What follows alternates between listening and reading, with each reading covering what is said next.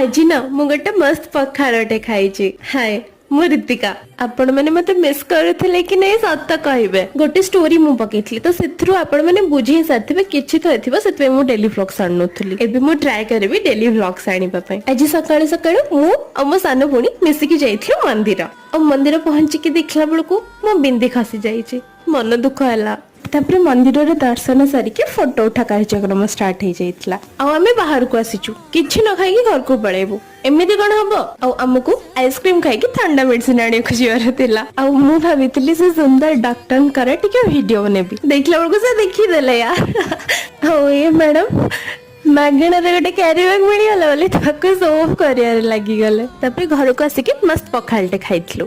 आज पे एतिकी जदि वीडियो भल लाइक लाइक कर देबे आ आपण मन करे एते भल पाइबा देखि के मते बहुत खुशी लागुची आ मो वीडियो को अपेक्षा करिथिबारु बहुत बहुत धन्यवाद।